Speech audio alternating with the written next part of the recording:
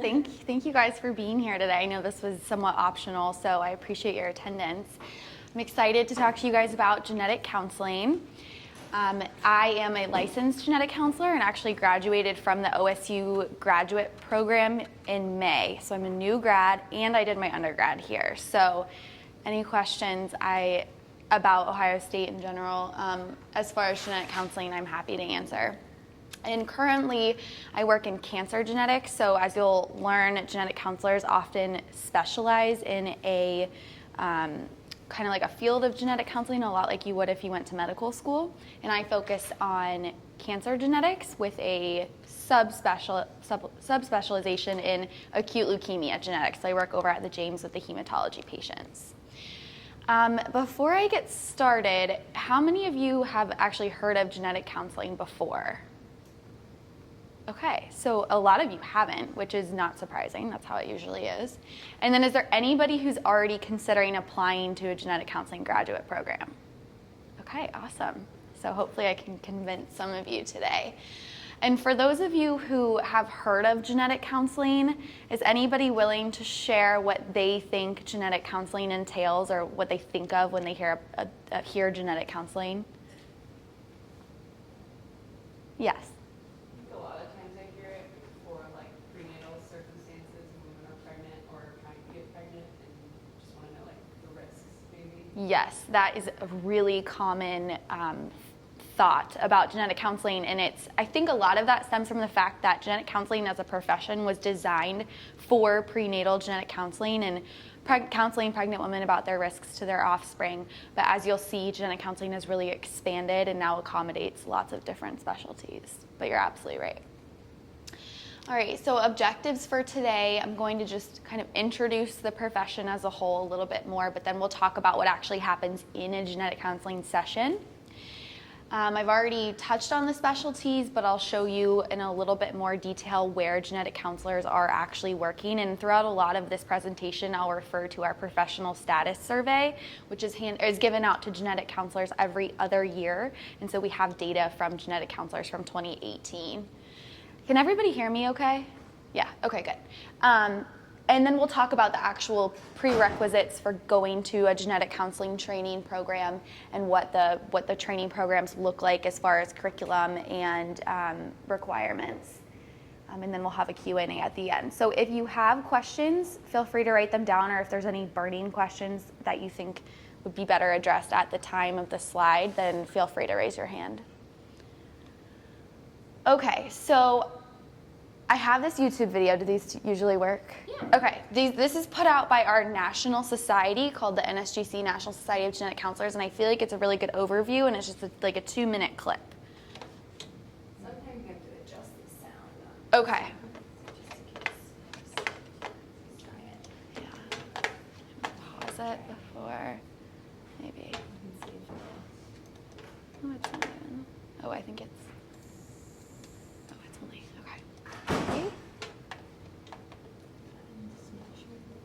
Up all the way.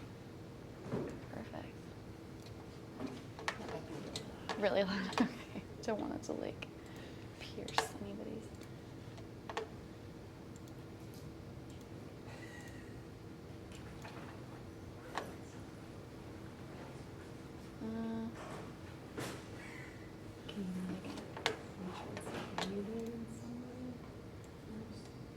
Okay, maybe not gonna work. That's okay. That's okay. All right, never mind. Forget the video. Okay, so let's just talk about what I have here on the slides. Okay, so, oops, I need to re-click on this. Okay, so what is genetic counseling? And so actually at the bottom here I have the definition that's put out by our national society. Genetic counseling is the process of helping people understand and adapt to the medical, psychological, and familial implications of genetic predisposition or contribution to disease. And when we talk about genetic in this specific context, we mean hereditary. So something that you were born with that could be putting you at a greater risk to develop the disease at hand or in question.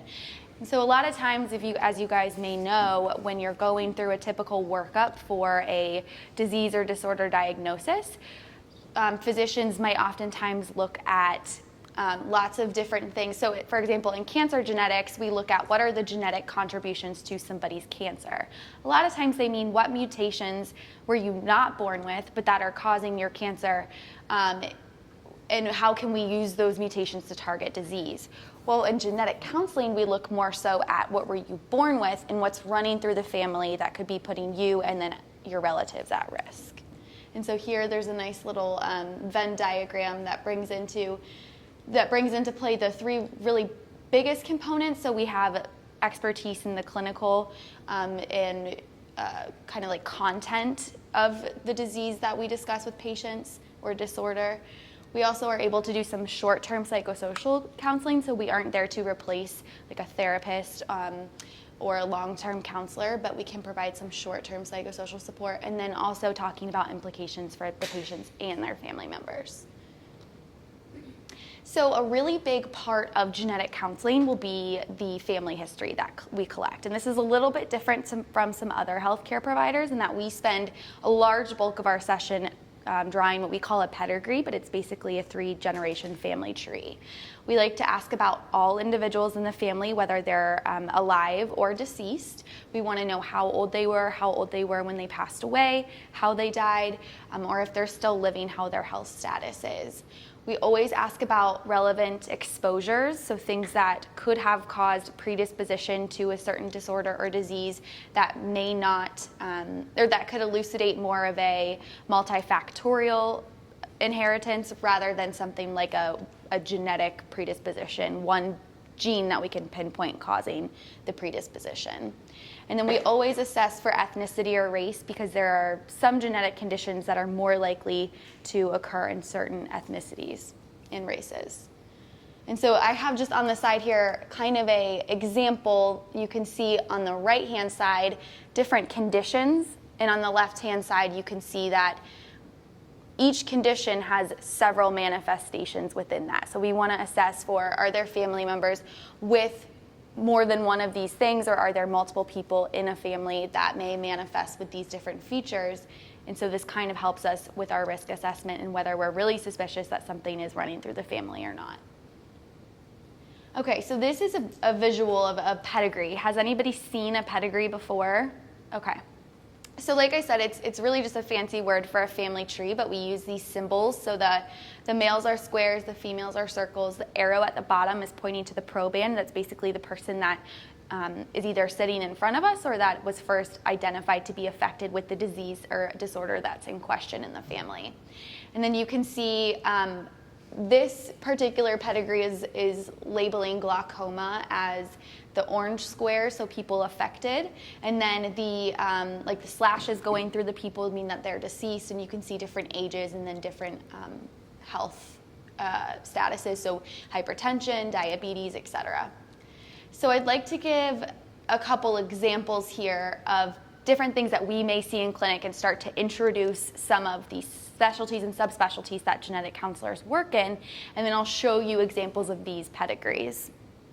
Okay, so first of all, I'll just kind of introduce the idea of hereditary breast and ovarian cancer syndrome, or we call HBOC for short. HBOC is caused by germline gene mutations in the BRCA1 and 2 genes, and this is the most common hereditary cause of breast and ovarian cancer. So we see lots of families with indication for this, or they need genetic testing to rule this out, basically.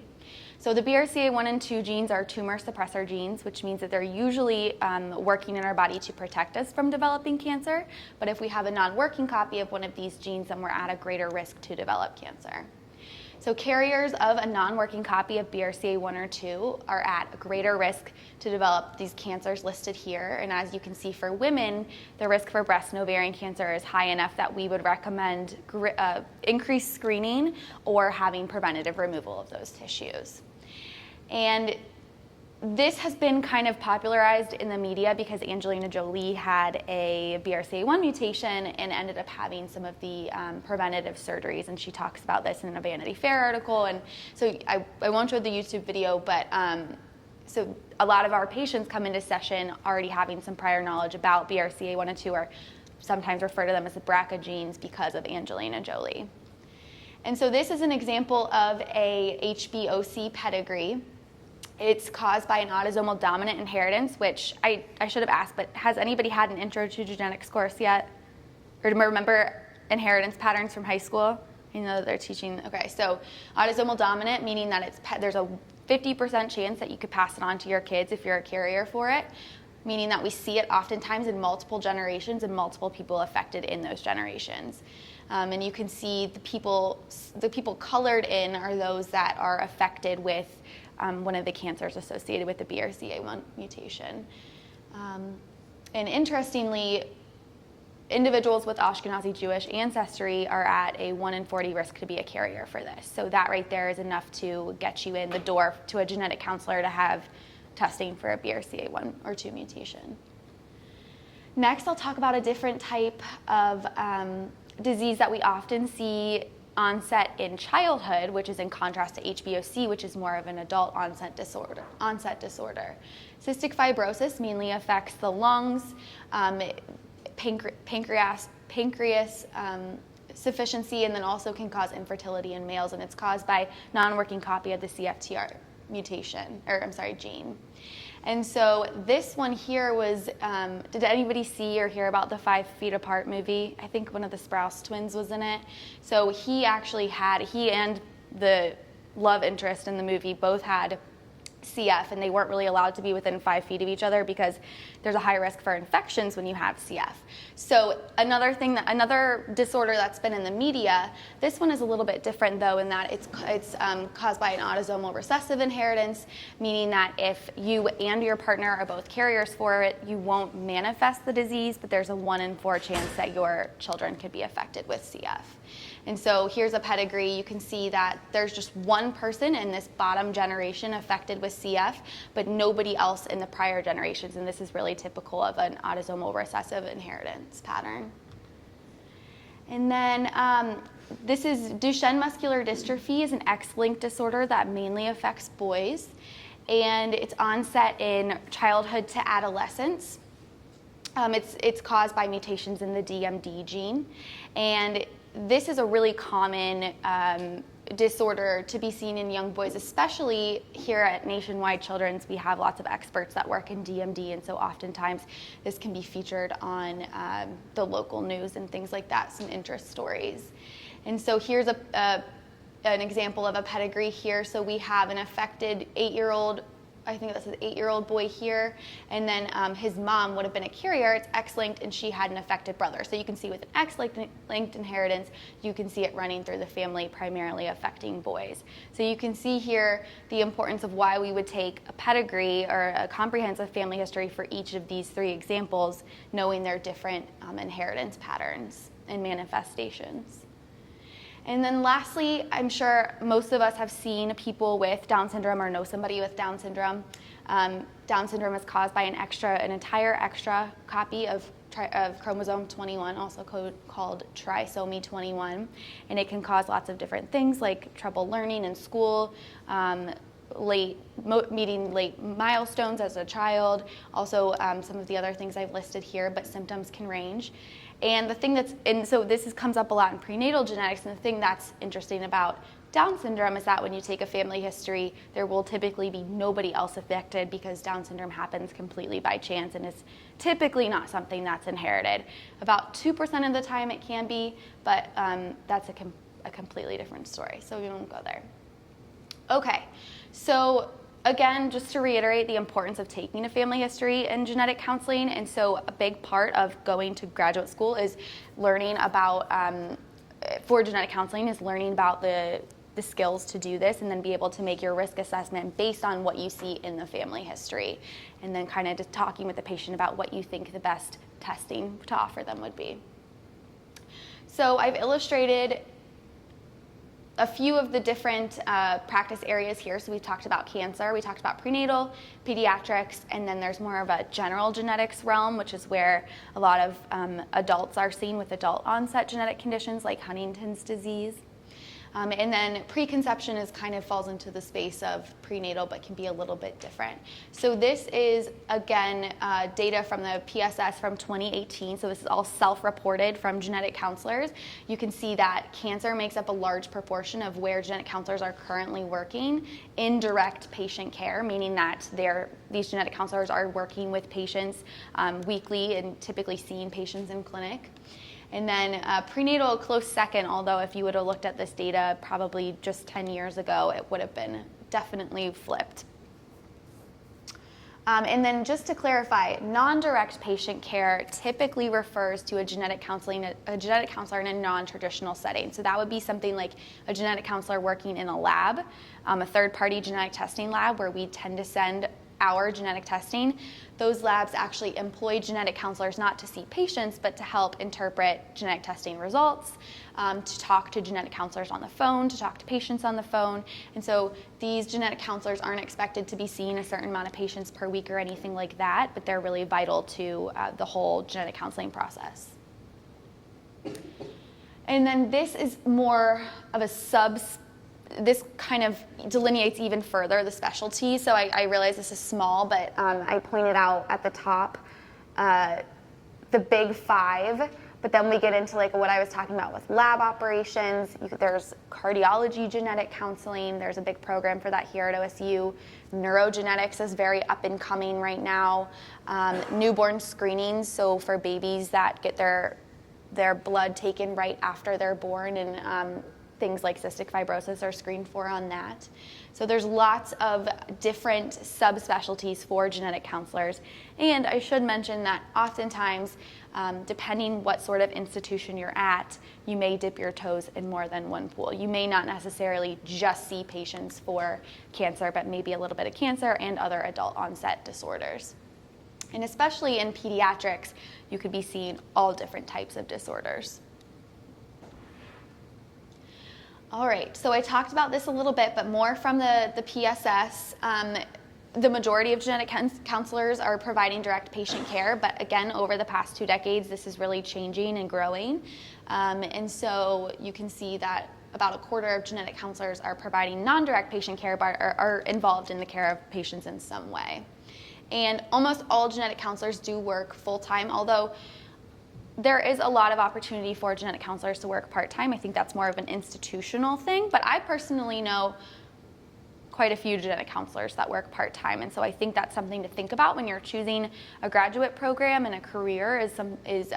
Do you want to work in a position that may provide that flexibility in thinking about other goals you have for your life? And I mean like family planning and things like that.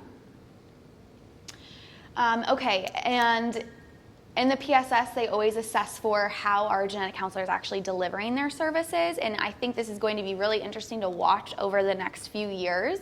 Most genetic counselors do provide some sort of service in person, so this is traditionally how genetic counselors were seen in counseling patients. However, we know that there are people in need of genetic counseling services that don't have a genetic counselor near them. And so because of that, lots of genetic counselors have started to provide their services via telecommunication. So whether that be doing a counseling session over the phone or even on kind of like a Skype type of situation where maybe the patient is in their rural community hospital and they're sitting there with their webcam on with the nurse or somebody with them, and the genetic counselors in their office at Ohio State counseling the patient and coordinating their care and coordinating testing, but the patient doesn't actually have to come to OSU to do that.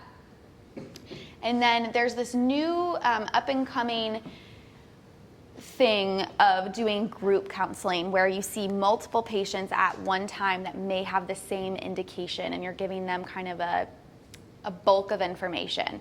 Personally, I don't know that this will be effective in every single specialty, because there's a lot of personal health information that is exchanged in genetic counseling, and so I think it'll be interesting to see how effective that is over the years. But this is something that there's lots of ongoing research in this realm of different service delivery models, because we're trying to reach as many people as we can. All right, so who should consider being a genetic counselor?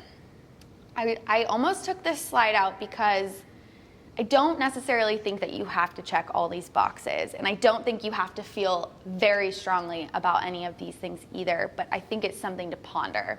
So I think you're in this major because you like science. I'm not totally sure what your exposure to wet lab work is, but I will tell you in genetic counseling we don't do any wet lab work.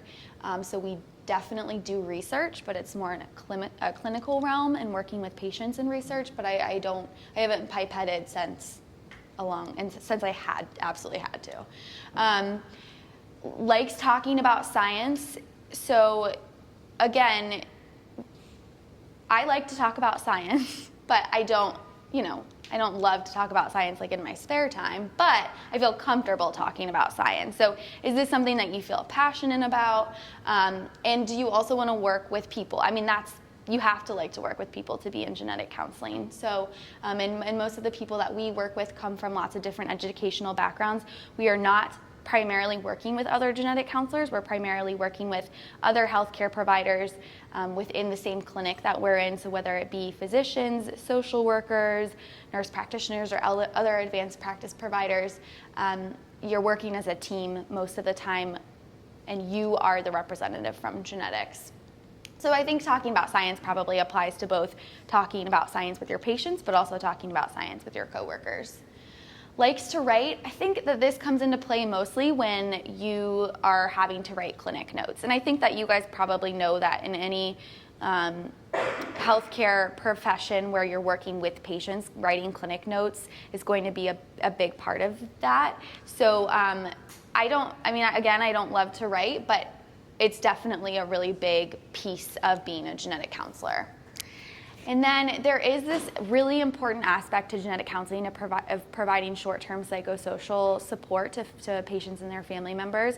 And so I think that that's something that you have to be open to and learning about, and that's definitely something you get trained in during the graduate training program, which I'll talk about. But I think the want or need to help people is really helpful in pursuing genetic counseling. And like in many science degrees, you will learn something new every day. Okay, so now we get into what does it actually take to become a genetic counselor.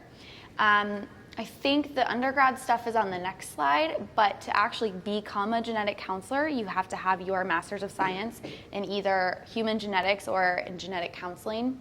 It just depends on which graduate program you attend on what they call it. So at Ohio State, we call it a Master's of Science in Genetic Counseling. A lot of the old programs call it a Master's of Science in Human Genetics, but then you're eligible to become boarded as a genetic counselor. So after you complete your 2-year degree in genetic counseling, you'll go on to take a board certification exam, which is interestingly only offered at this point twice a year. So once you go and complete your degree, typically graduate in early spring or springtime. Here at OSU, we graduated in May. Then you'll go on to take your board exam in either August or February. Now, it used to be that those board exams were only offered once every 3 years. Now they're offered twice every year. So I could envision that increases again in the future, but right now it's a little tricky in that you have to be ready to take your boards either in August or wait until February.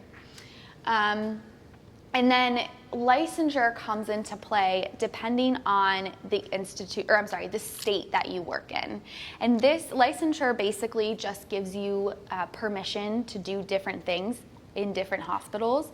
But for example, at Ohio State, we are licensed, or in Ohio, we are licensed, but I have a friend who works in Michigan who's not licensed because they don't have licensure yet. It's basically a law, it's legislation. I foresee that all states will have licensure. It really doesn't, it's kind of like, they make a big deal about it, but it's really just a lot of paperwork. Like, you don't have to do anything extra to become licensed. Okay, so now we get into kind of the process as an undergrad. So currently, when you're thinking about maybe applying to a genetic counseling graduate program, just know that there are 49 programs that offer this degree.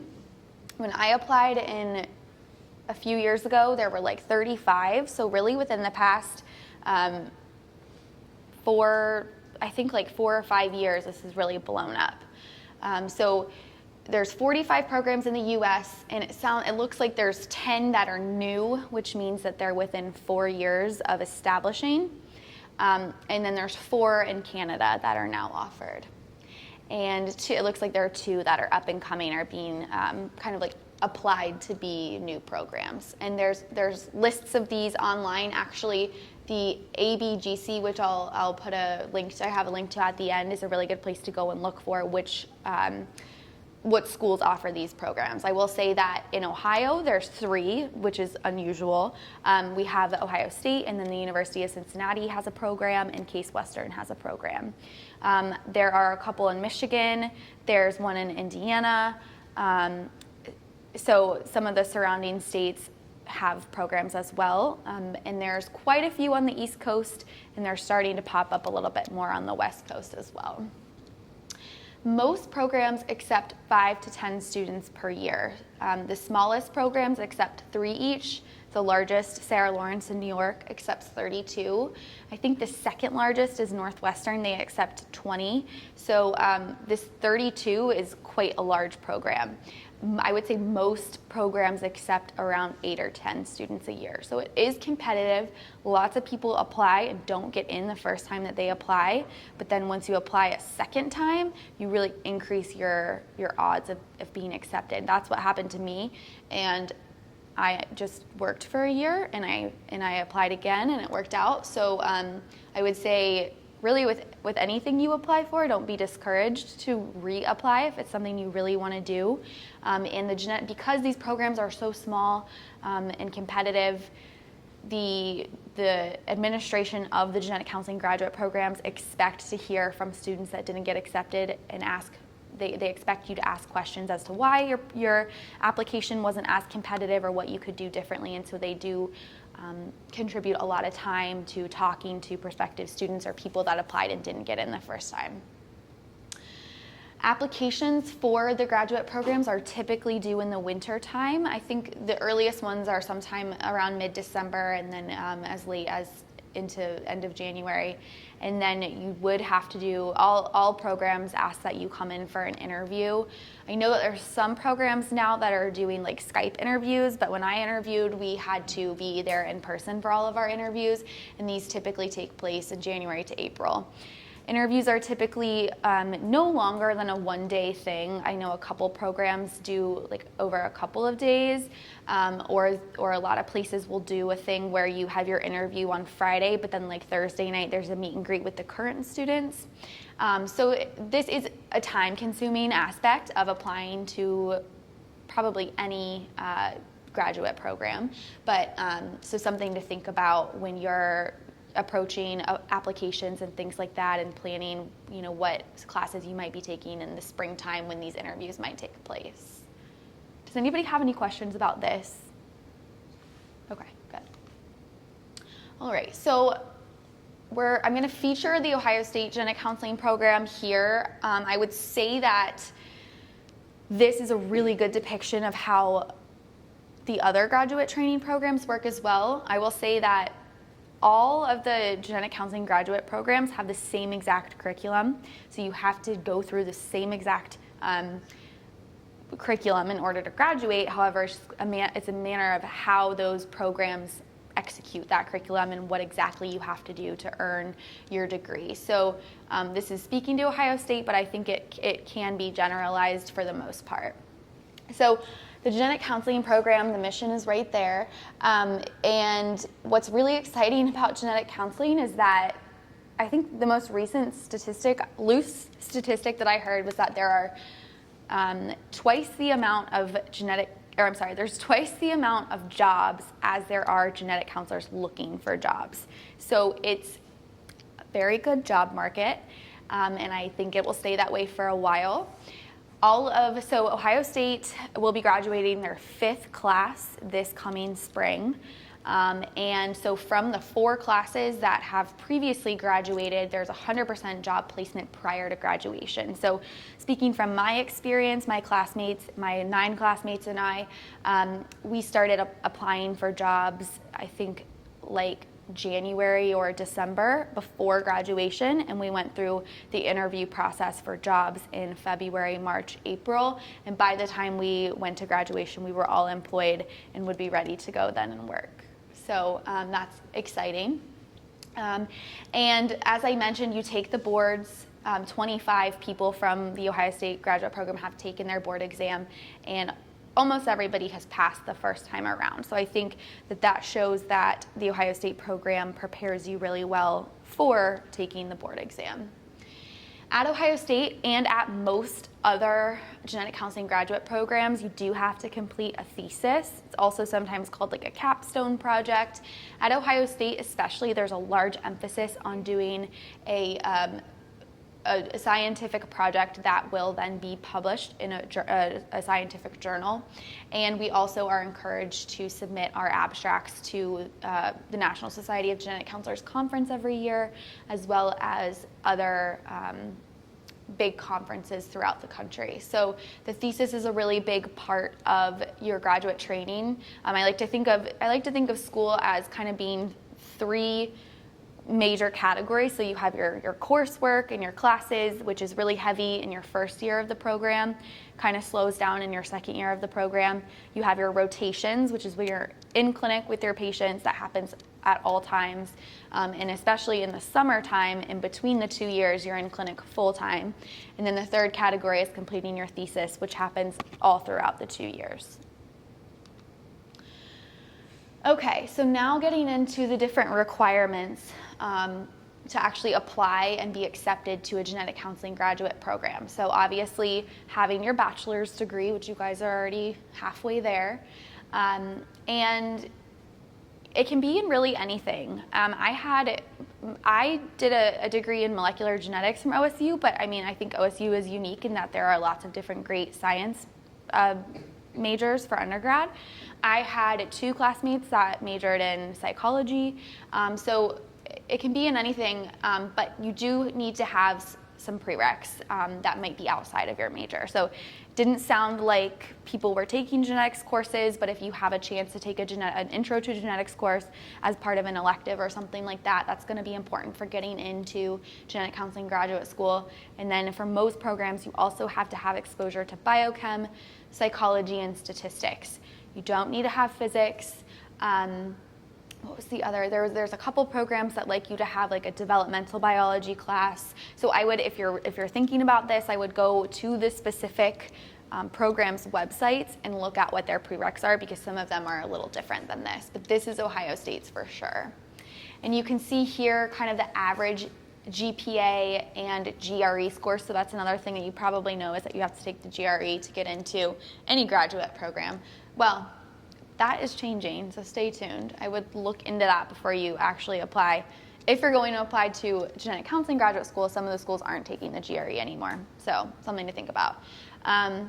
But you can see here kind of the average GPA and GRE scores. I will say that my GPA was a lot lower than a 3.4, and I got into school and got interviews at school. So I think this can sometimes be daunting, but again, if you can build up your application in other ways, which we'll talk about, well, okay, here's some listed down here.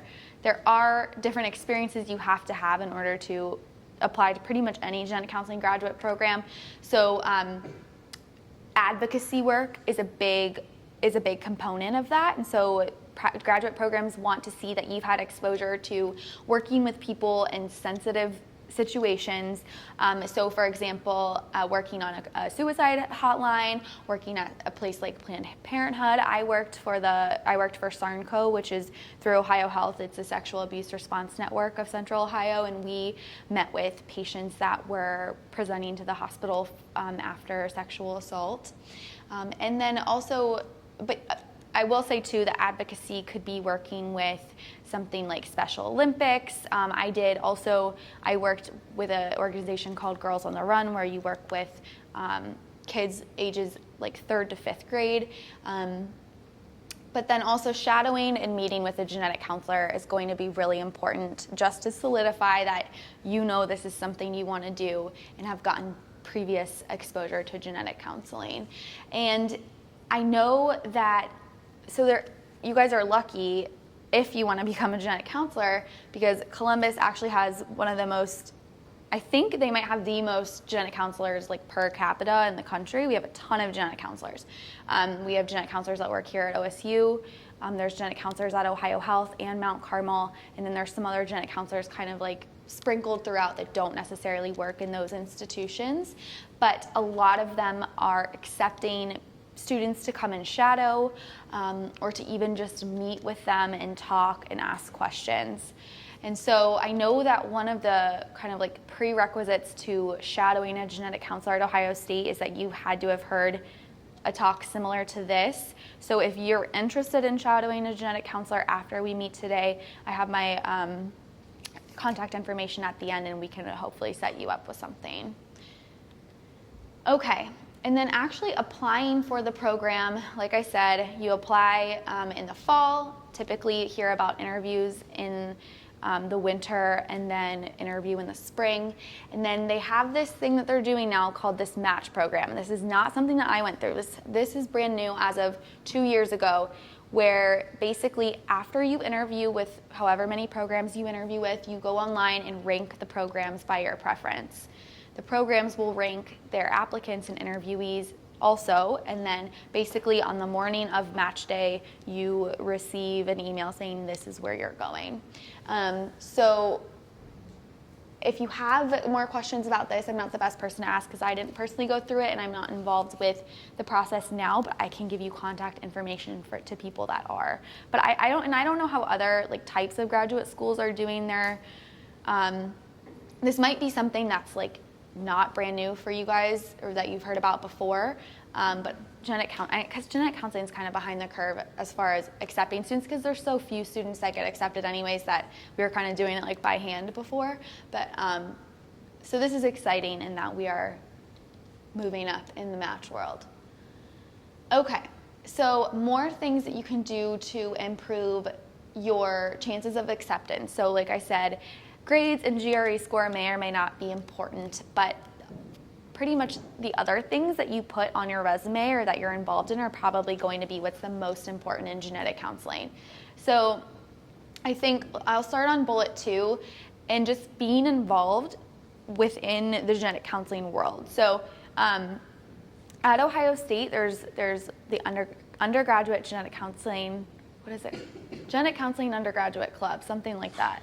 So that is here. They meet, I think they meet like once a month, and they bring in speakers that are genetic counselors or are involved in the genetic counseling world. I'm trying to remember, I was in that club and I can't remember what it's called. It'll come to me. But so that is a really great way to meet other people applying to graduate programs and to get exposure to genetic counselors, especially if you feel like you aren't getting much exposure by way of shadowing. You can always find a job within genetic counseling. So when I was an undergrad, I worked as I volunteered for a while in a genetics clinic, and then I actually worked as a genetic counseling assistant. So those jobs are popping up, and Ohio State takes interns within their Division of Human Genetics that actually intern for the genetic counselors and oftentimes work on their clinical research studies and things like that. Those are not open all the time, but if that's something you're interested in, again, feel free to email me and I can put you on like a list because we send out kind of like email blasts when we're looking to hire. Volunteering is a really big deal. It doesn't necessarily matter what you do, but volunteering, like I said, in a genetics clinic. I know I volunteered at Ohio Health, and they're looking for volunteers a lot in their cancer genetics program, and I know that their prenatal program is as well. Just volunteering at a hospital and getting exposure to the day-to-day in a hospital is important. And then obviously advocacy groups like we talked about, like SARNCO, our suicide hotline. That's all volunteer-based. Kind of already talked about these other things. Okay. And then when you actually go to apply, it is important to apply to more than just one program. There is actual data that says if you apply to, I think like 6 or more, to at least 4 schools, you are more likely to get in, basically, to get an offer. So that's something to keep in mind. And you may have been told by now that applying to graduate school is time consuming. These applications are tedious, and so just kind of planning ahead and making sure you allot enough time to get in your applications with plenty of time is really important. And I already talked about this, but don't give up if you don't get into school and it's something you want to do. It's not unusual. You're not alone. Reach out to others and see what you can do to improve your application. I think the biggest thing is that you actually do improve your application on that year off. And that looks really good. And then you come back and you try again. I know lots of people who, I would say 50% of the genetic counselors I know did not get into graduate school the first time they applied. Okay, so once you're in school, coursework will entail, you don't have, at least at Ohio State, we didn't have classes for each of these, but we learned about each of these things. So we had a genetics course where we learned about kind of like all the things on here. And then we had, so we like to think of it as in genetics, we learned about the abnormal, and then we had a medicine class where we learned about the normal. And then you have a genetic counseling class where you start to learn about actually what it means to be a genetic counselor and how to work with your patients, and then also about the psychosocial stuff. And then a really big part of the genetic counseling graduate program is actually being in clinic and working with patients. And so we're in clinic all year round, like I said, and then kind of as you proceed through the program, you get more responsibility in clinic, and eventually, and are in clinic more often, and then eventually you are doing whole sessions by yourself. And I haven't said this outright, but genetic counseling sessions, it's typically the genetic counselor and the patient and the family member, and then we are meeting with the patients for about an hour at a time. So it's a little bit different than like a physician who might just pop in, have patients every 15 minutes. We typically only see our patients once or twice, so we don't see a lot of follow-ups. But we spend a lot of time with our patients at one time, period. And then again, doing your thesis work is a big part of the graduate program. So if you're somebody that's interested in maintaining like a research as part of your career, genetic counseling is a really good place to go because you get the clinic side and then you get some researches in there as well, especially if you work at an academic institution like OSU. And then there's always opportunities throughout the graduate program for doing outreach and volunteering, and this is something that you kind of keep in like a portfolio and can help you obviously when applying for jobs. So I already talked about this, but so this is national data that almost 90% of graduates will have jobs before they graduate. And you can see here how many, so it looks like most people obtain or sign on the dotted line for their job 2 months before graduation. So that's exciting. And then again, I think this is like off on the side, but I would assume that training slots filled, and then, so, okay, let's ignore this slide because I can't read it. Okay, and then, okay, this is, I know probably a question that you all have is about salary. So I'll direct your attention to Region 4. This is where Ohio is. You can see that we have lots of genetic counselors in our region. This is other states too, but the mean salary for a genetic counselor is going to be about $81,000, and this is, I don't think this is starting. I think this is like all genetic counselors. And the median is about 77. And then it delineates it even more into direct patient care and non-direct patient care. And as you'll see, non-direct patient care tends to make a little bit more money than direct patient care, which is interesting. But I think a lot of that has to do with the fact that these big third-party clinical genetic testing labs have the funding and the money to be able to pay their genetic counselors a little bit more than a community hospital or an academic institution. So interesting. And then this is looking at salary by how much experience you have, basically. So as you may expect, the more experience you have, the more money you're making. So you can see that I think one thing that's cool about genetic counseling is that there's lots of room to move up within your institution. Well, I shouldn't speak to that in general, but from my experience in Columbus at least, there's room to move up into management positions or to take on new leadership roles, and I think that can sometimes come with an increase in pay. So you're not really stagnant unless you want to be, and unless that's not something that's important to you, there's opportunity to kind of stay in your role as it is too. And of course, if you're interested in genetics, but you don't think that genetic counseling is the right thing for you, then there's lots of other careers in clinical genetics. A molecular geneticist is more of a PhD that actually works in a wet lab scenario and is interpreting diagnostic DNA testing. And then a clinical geneticist is a physician that is board certified in genetics and does more of like the diagnostic exams and things like that, but is also providing genetic counseling simultaneously. And you'll find people like this at mostly in pediatric institutions. So lots of clinical geneticists at nationwide, and there's a few here at OSU. And just to note that 94% of genetic counselors are satisfied with their job and with the profession, which is really exciting. And I think that as genetic counselors, we're really lucky to have a really strong national society that really cares about the profession as a whole, and we get a really good turnout every year to our national society's conference, and so we have a strong infrastructure, which is really good and exciting. And here are some resources. I brushed on these a little. So this is the NSGC. There's lots of good resources for prospective students there. And then the ABGC is who provides that board certification. So if you want to learn about that.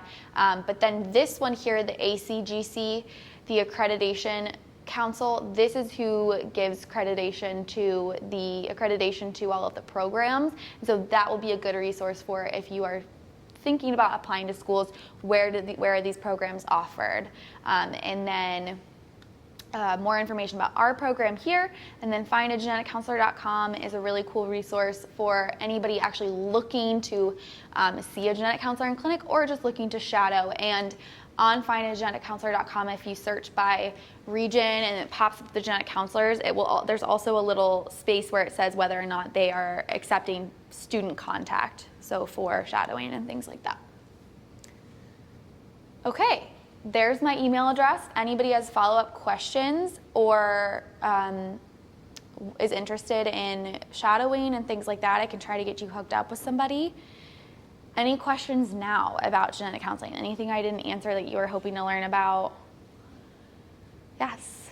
So you were talking about like a clinical geneticist who's as an MD, and then a geneticist who has a PhD and maybe works in a wet lab. Yes. Are there any like genetic counselors that do like patient care, like direct patient care, maybe some non-patient care that have a PhD? Like, can you do that as well? Yeah, that's a good question. There are actually quite a few genetic counselors that also have their PhD. I think most of the time the route is that it'll be a genetic counselor that then decides they want to get their PhD, so they'll go through this graduate program first, and then they'll pursue PhD because they have a research interest.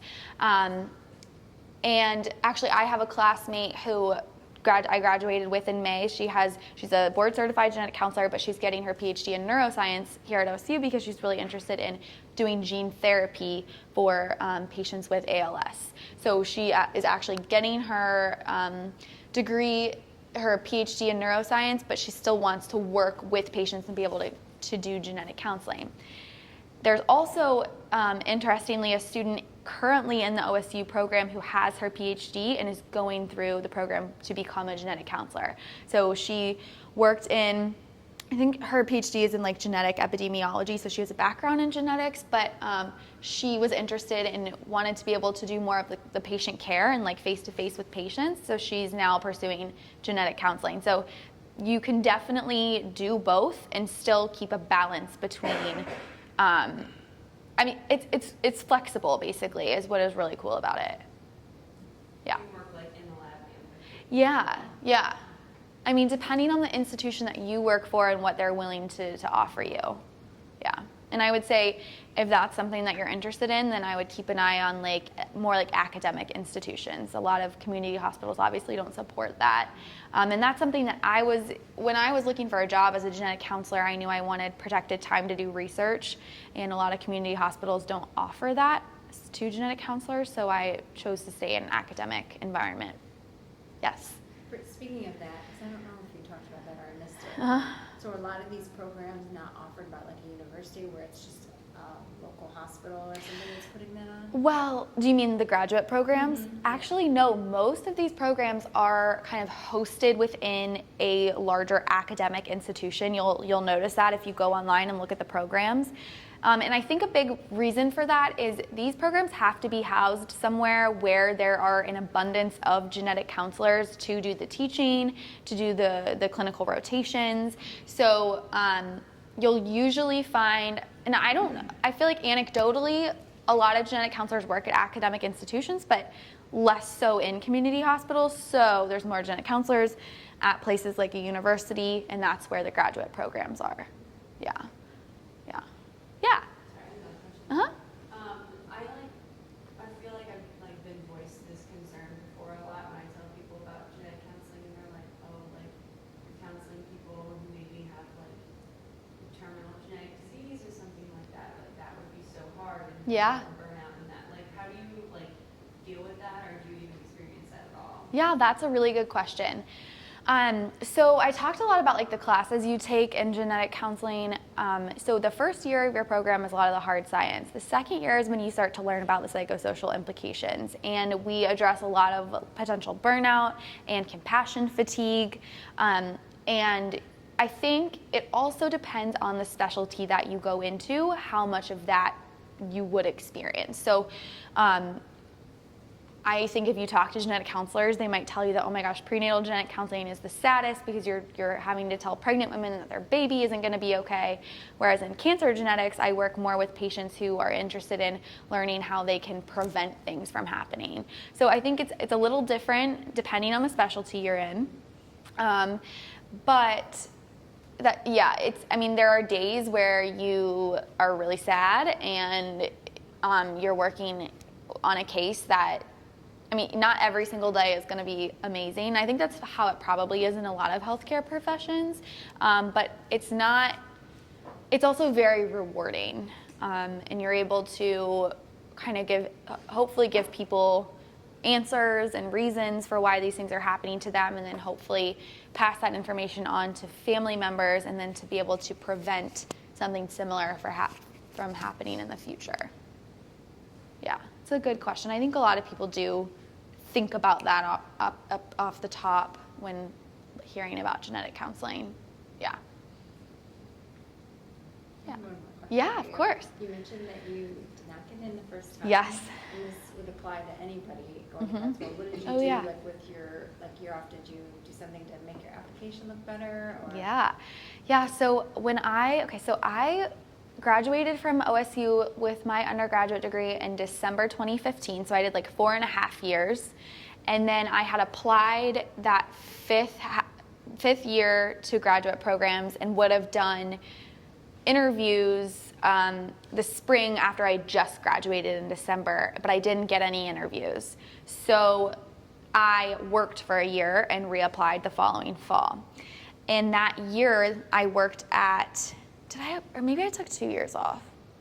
I can't remember, but this is like crazy that I can't remember. But I worked at Ohio Health as a genetic counseling graduate assistant. Or not graduate assistant, just a genetic counseling assistant is what it's called. So I think I was lucky in that I was already volunteering there, so they were opening up a position. But I think, if you don't get in, you don't have to work as a genetic counseling assistant, but definitely doing something to improve your application, or that shows that you're still interested in genetic counseling and you're working to improve on your candidacy. And I think I kind of mentioned this before, but reaching out to the programs that you applied to that maybe didn't give you an interview or didn't accept you, and asking them what you could have done to be a stronger candidate. So they might tell you, like, your GPA wasn't great. So that's actually feedback that I got was that my GPA was a little low. So I actually took a class at Columbus State that summer. I think it was like a physiology course to prove that I could take it or do well in it. So they might give you little things to do, and basically, which is nice, they give you kind of like areas to work on, and you can go from there on kind of tackling those and improving those. Thank you. Yeah. Yeah.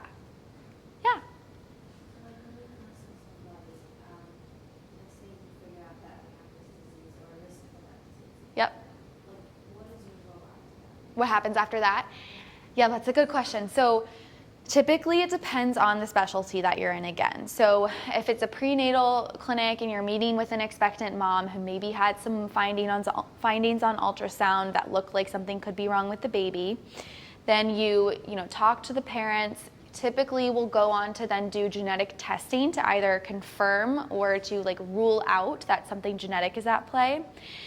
The follow-up to that will usually depend on what the results of the test are. So if something, say for example, baby looks like they might have Down syndrome, then you do the testing for Down syndrome, and indeed they do have Down syndrome. So then the genetic counselor is really involved in being kind of like the liaison to the other healthcare providers and getting that family linked up with resources and educating their usually physicians will kind of know what's going on, but just kind of being the advocate for the family in that scenario.